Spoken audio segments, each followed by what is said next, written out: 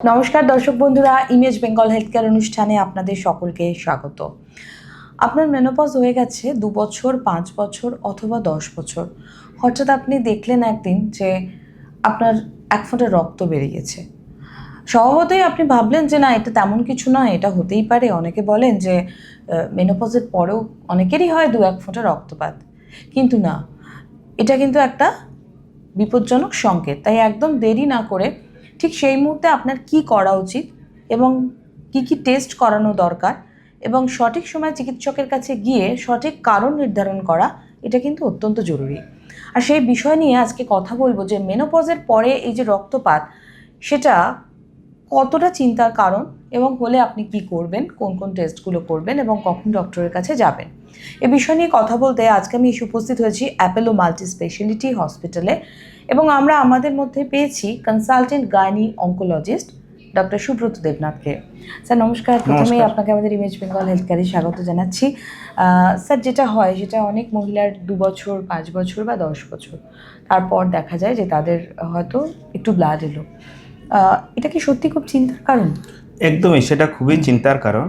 সাধারণত ইন্ডিয়ান ফিমেলদের, ভারতীয় নারীদের দেখা যায় কি 47 বছরের কাছাকাছি মাসিক বন্ধ হয়ে যায়। মাসিক যখন 1 বছর বন্ধ থাকে সেটাকে মেনোপজ বলে।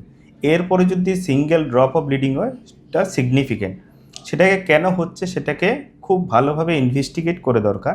এরকম যদি কোনো মা বোনের হয়ে থাকে, আমি ওদেরকে একটা রিকোয়েস্ট করবো ছোট, যে কোনো একজন গাইনোকোলজিস্টকে দেখিয়ে সেটা কেন হচ্ছে সেটা কারণকে ইভ্যালুয়েট করে নেওয়া। কারণ হচ্ছে কি, মেনোপজের পর ব্লিডিং হলে দেখা যায় অনেক সময় ইউট্রাইন টিউমার হয়ে থাকে।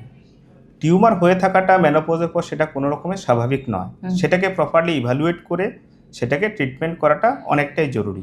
সিঙ্গেল ড্রপ অফ ব্লিডিংটাকে মিস না করে, লজ্জা না পেয়ে, ভয় না পেয়ে সেটাকে সিমটমটাকে খুলে বলা এবং ডাক্তারের পরামর্শ নেওয়া অনেকটাই জরুরি।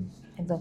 স্যার, আপনাদের কাছে যখন এরকম প্রবলেম নিয়ে কোনো পেশেন্ট আসেন, তখন প্রথমে আপনি কি টেস্ট করতে বলেন? সাধারণত দুটো টেস্ট বলি। একটা হচ্ছে আলট্রাসোনোগ্রাফি, যদি পসিবল হয় ট্রান্সভেজেনাল আলট্রাসোনোগ্রাফি করে দেখা, তাহলে হচ্ছে ইউট্রাসের মধ্যে কোথাও কোনো টিউমার আছে কিনা বা ইউট্রাসের যে লেয়ারটা মোটা হয়ে আছে কিনা সেটা দেখার একটা সবচেয়ে ভালো উপায়।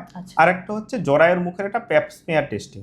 অনেক সময় কি হয়, জরায়ু থেকেও ব্লিডিংটা হয় মাসিকের পরে, অথবা জরায়ুর মুখ থেকেও হতে পারে।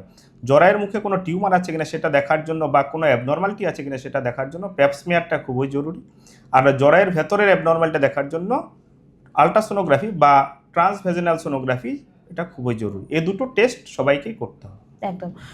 স্যার, সাধারণ মানুষদের যেটা প্রশ্ন থাকে, যেটা ডাক্তারবাবুকে সবসময় এসে পেশেন্টরা করে থাকে, যে আমার মেনোপজের পরে রক্তপাত হয়েছে, তার মানে প্রচণ্ড ভয় আছে, আমার কি ক্যান্সার হয়েই গেছে, এরকমই কি সম্ভাবনা? না, সেটা একদমই নয়। মেনোপজের পর রক্তপাত হলেই যে ক্যান্সার হয়ে যাবে তা একদমই নয়। নন ক্যান্সারাস কন্ডিশনেও সেটা ব্লিডিং হতে পারে। আচ্ছা। সেক্ষেত্রে কিছু থাকে, এই যে জরায়ুর লেয়ারটা যেমন মোটা হয়ে গেলেও ব্লিডিং হতে পারে, একদম পাতলা হয়ে গেলেও ব্লিডিং হতে পারে। মোটা হয়ে গেলে তখন একটা পসিবিলিটি থাকে, হয়তো ইউট্রাইন ক্যান্সার হওয়ার পসিবিলিটি থাকে। পাতলা হয়ে গেলে কিন্তু ইউট্রাইন ক্যান্সার হওয়ার পসিবিলিটি সাধারণত থাকে না। সেক্ষেত্রেও ব্লিডিং হতে পারে, কিন্তু কী কারণে হচ্ছে যতক্ষণ আমি ইনভেস্টিগেট করব প্রপারভাবে ততক্ষণ বুঝতে পারবো না। সেজন্য অবহেলা না করে, লজ্জা না পেয়ে সেটা একজন গাইনোকোলজিস্টের পরামর্শ নেওয়াটা খুবই জরুরি। আপনারা চিকিৎসা যখন করেন তখন কিভাবে চিকিৎসা শুরু করেন এই ধরনের পেশেন্টের? ব্লিডিং যেহেতু হচ্ছে, আমাকে প্রপারভাবে ইভ্যালুয়েট করে দেখতে হবে যাতে খারাপ কিছু না, মানে ক্যান্সার যাতে না হয়ে যায়, সে আমাকে দেখতে হবে। কারণ ক্যান্সার হওয়াটা কারোর কাম্য নয়। এর আগে আমাকে রোগটাকে ধরে নিতে হবে। তো সেক্ষেত্রে ধরার জন্য যে জিনিসটা করতে, ইউট্রাস থেকে একটা বায়োপসি করে নিতে হয়। আচ্ছা। দূরবীন দিয়ে ইউট্রাসের ভেতর থেকে একটা বায়োপসি করে নিতে হয়। বায়োপসির রিপোর্টটা 1-2 দিনে চলে আসে আমাদের এখানটায়। তো সেখান থেকে বোঝা যায় এর মধ্যে খারাপ কিছু আছে কি নেই। যদি না থাকে তখন তাকে মেডিসিন দিয়ে ছেড়ে দেওয়া হয়, সে সম্পূর্ণ সুস্থ হয়ে যায়। কোন কোন ক্ষেত্রে আপনাদের সার্জারি করতেই হয়? ধরুন এই ক্ষেত্রে আমি বলি, জরায়ুর ধরুন লেয়ারটা খুবই পাতলা হয়ে আছে কিন্তু ক্যান্সার নেই, কিন্তু ও রিপিটেডলি ব্লিডিং হয়ে যাচ্ছে। মেডিকেল ওষুধ দিয়ে ওকে ট্রিটমেন্ট, প্রথমে আমরা ওষুধ দিয়ে চেষ্টা করি যে রোগটাকে সামলে দেওয়ার জন্য, ব্লিডিংটাকে বন্ধ করে দেওয়ার জন্য। যদি তারপরও দেখা যায় যে বারবার ব্লিডিং হচ্ছে, ব্লিডিংয়ের দরুন ওকে ব্লাড ট্রান্সফিউশন দিতে হচ্ছে বা আয়রন ইঞ্জেকশন নিতে হচ্ছে, বা এত পরিমাণে ব্লিডিং হচ্ছে ওর ডে টু ডে অ্যাক্টিভিটিটাকে হ্যাম্পার করে দিচ্ছে, তখন আমাকে অপারেশনের ডিসিশন নিতে হবে। আরেকটা তো থেকে যে যদি এর মধ্যে ক্যান্সারাস পসিবিলিটি থাকে বা প্রি ক্যান্সার, ক্যান্সার আগের যদি কোনো গ্রোথ থাকে, তখন তো সেকেন্ড অপশন থাকে না, ওটাকে কোনো মেডিকেল ম্যানেজমেন্ট নেই বা ওষুধ দিয়ে সারানোর কোনো উপায় নেই, তখন সেটাকে আমার কেটে বাদ দিতে হবে। তখন যখন এরকম টিউমার থাকে বা অপারেশন করার ডিসিশন হয়, আজকের দিনে ইউট্রাসের যে কোনো অ্যাবনর্মালিটির জন্য অপারেশনের জন্য রোবোটিক সার্জারিটা হচ্ছে বেস্ট অপশন। আচ্ছা। তাছাড়া কনভেনশনাল তো ওপেন সার্জারি আছে বা ল্যাপারোস্কোপিক সার্জারিও আছে, বা কিন্তু রোবোটিক সার্জারিটা এক্ষেত্রে বেস্ট। কারণটা হচ্ছে একটা হচ্ছে ইউএস এফডিএ অ্যাপ্রুভ করে দিয়েছে ইউট্রাসের যে কোনো ক্যান্সারাস বা প্রিক্যান্সারাস গ্রোথের জন্য স্ট্যান্ডার্ড অফ কেয়ার হচ্ছে রোবোটিক সার্জারি। কারণটা হচ্ছে পেশেন্টের আজকে অপারেশন হয়ে কালকে পেশেন্ট বাড়িতে চলে যায়। আমার পেশেন্ট এরকম হয়েছে, আজকে অপারেশনে কালকে পেশেন্ট বিহার চলে গেছে, সিকিম চলে গেছে। পেশেন্টের কোনো এক তো হচ্ছে ব্লাড লস একদমই কম, ব্যথা একদমই হয় না, পেশেন্টের অপারেশন হয়েছে বলে পেশেন্ট বুঝতে পারে না, নেক্সট ডেতে নর্মাল খাওয়া দাওয়া করে পেশেন্ট বাড়ি চলে যায়। যেখানে ওপেন সার্জারিতে কখনোই সেটা পসিবল নয়।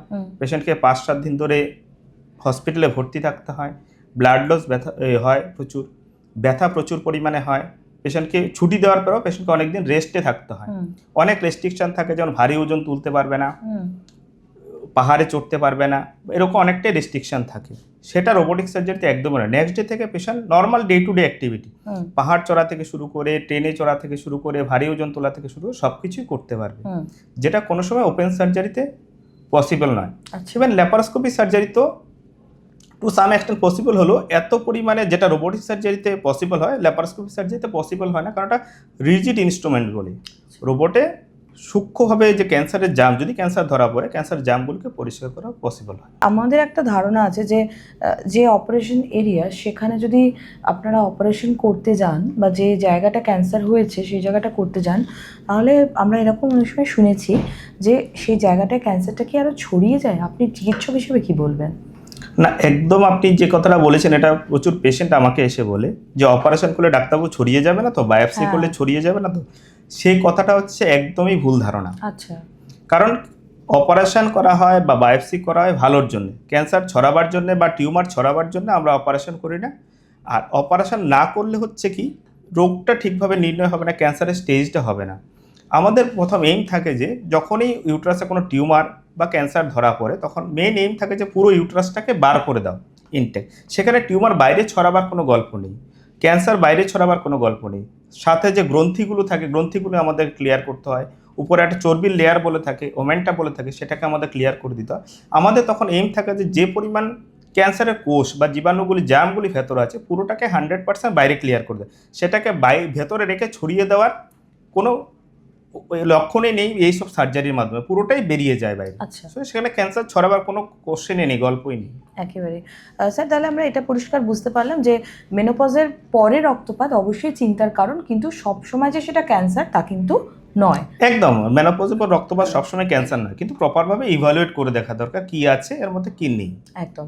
স্যার, তাহলে আমরা একটু পোস্ট মেনোপজাল যে সমস্ত ওম্যানসরা রয়েছেন যারা আমাদের এই অনুষ্ঠান দেখেন, তাদের ক্ষেত্রে আমি জিজ্ঞাসা করব যে তারা কিভাবে ফিউচারে সতর্ক থাকবেন। কারণ কারো 2 বছর পরে হতে পারে, কারো 5 বছর পরে, কারো 10 বছর পরেও হতে পারে। সেটা তারা কিভাবে নিজেরা সতর্ক থাকবেন এবং কিভাবে কখন কোন সময় তারা চিকিৎসকের কাছে যাবেন? একদমই। এই প্রসঙ্গে আমি বলি, আমাদের ইন্ডিয়াতে হয় কি, আমাদের মা বোনেদের হেলথ হচ্ছে একটু নেগলেক্টেড হেলথ, যার জন্য হচ্ছে কি মা বোনেরা ওদের সিমটমটাকে লুকিয়ে রাখে, এর পেছনে একটা লজ্জা ভয় কাজ করে। আরেকটা হচ্ছে ছেলে বা বাবাদের হেলথ হচ্ছে ফার্স্ট প্রায়োরিটি, ওদেরকে প্রথম দেখাবে, তারপরে ওদের দেখাবে। তো সেই ক্ষেত্রে হয় কি, রোগ যদি শুরুতে থাকে সেটা অনেক দূর এগিয়ে যায় যতক্ষণে ওরা ডাক্তারের পরামর্শ নেয়। তো আমি সমস্ত পোস্ট মেনোপজাল মা বোনদের উদ্দেশ্যে একটা কথা বলবো, লজ্জা ঘৃণা ছেড়ে যখন অসুস্থতা হয়েছে তখন ডাক্তারের কাছে যেতেই হবে। মেনোপজ যখন 1 বছর যখন টোটাল মাসিক বন্ধ থাকে, তারপরে যদি সিঙ্গেল ড্রপ অফ ব্লিডিং হয় বা ছোটো পরিমাণে স্টেইন পর্যন্ত থাকে যে ইনার গার্মেন্টসগুলোতে, তখন অবশ্যই একজন গাইনোকোলজিস্টের পরামর্শ নিন। ভয় ত্যাগ করে, লজ্জা ত্যাগ করে পরামর্শ নিন। কারণ নিজের স্বাস্থ্যটা আগে, সুস্থভাবে বেঁচে থাকাটা আগে, তারপরেই সব কিছু আসে। পরামর্শ নিলেই যে ক্যান্সার হয়ে যাবে সেমন কোনো কথা নেই, নিলে রোগটা কী আছে, কেন হচ্ছে, সেটা প্রপারভাবে ইভ্যালুয়েট হবে। একদম।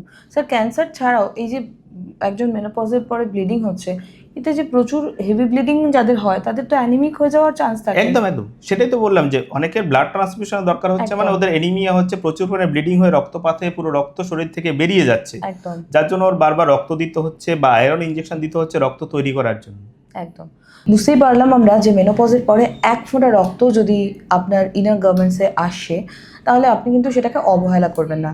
হ্যাঁ, আতঙ্কিত হবেন না ডেফিনেটলি, কারণ সবসময় যে মেনোপজের পরে রক্ত এলেই সেটাই যে ক্যান্সার হবে ডাক্তারবাবু কিন্তু তেমনটা বললেন না, বরং বললেন সচেতন থাকা, সতর্ক থাকা, কী কারণে সেই রক্তপাতটা হচ্ছে সেটাকে নির্ণয় করা এবং সেই অনুসারে চিকিৎসা করা। আর আজকের দিনে যেভাবে চিকিৎসা বিজ্ঞান উন্নত হয়েছে, যদি ক্যান্সারাস হয়েও যায় সেটা বিভিন্ন অপারেশন অর্থাৎ রোবোটিক সার্জারির মাধ্যমে কিন্তু খুব সহজে সেই চিকিৎসা করা সম্ভব এবং ক্যান্সারের দ্রুত নিরাময়ও কিন্তু সম্ভব।